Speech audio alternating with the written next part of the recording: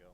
Yeah, I mean, I think the biggest thing was really the rest and the time off, and not um, having the physical contact and just the beating that I did every day when I was swinging and taking balls at first base. And really, after the first probably 3 or 4 weeks, the swelling went completely away, and I haven't had any pain, any issues, any swelling since I've started hitting. So I think the biggest thing was just rest, and obviously didn't have time to rest during the season last year. Is there anything you can do to guard against that as you head into another long season? I mean, are you going to tweak anything to try to keep the? I mean, I've done stuff here and there just to improve my hand strength. I mean, that's something that I always take a lot of pride in, and I think it's something that's really helped me to be a productive hitter in the past is having good forearm and hand strength. But the way I injured it was kind of a freak thing. It was a last-minute dive into the bag, basically, and I don't think there's any way you can prevent that. It's just probably go in feet first and do whatever you can to kind of protect your fingers. I know it's always a fresh start in spring training, but after the disappointment of the way the season ended last year, is it even more important you guys are thinking, all right, let's really just put this behind us and move on? Yeah, and I think guys have done that, and I think they're professional as far as dealing with the results and reflecting and then moving on. And obviously we weren't happy with the way that it ended. We fought and clawed to get in that spot, and the way it ended, and just the timing of everything, it was really tough. But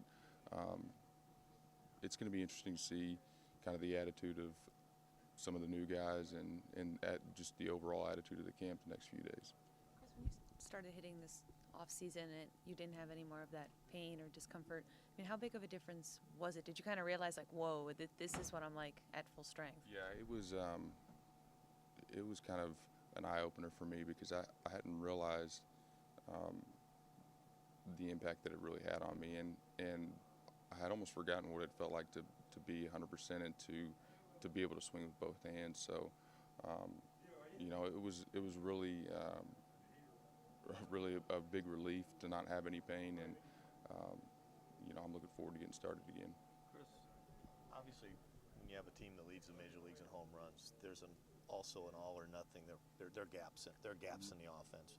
How do you squeeze? How do you go forward and squeeze those, make those gaps smaller? Well, I think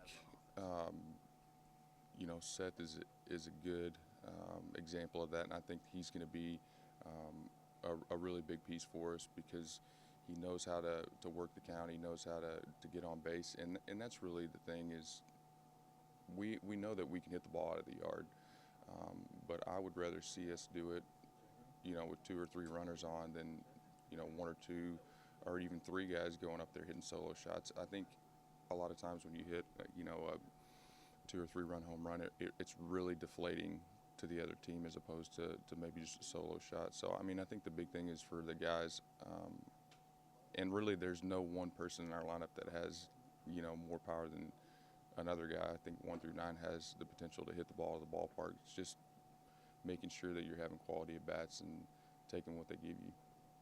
Chris, you look at this clubhouse. Unlike past years, most of the people here, almost all the people here, are people you've seen before. Yeah, I mean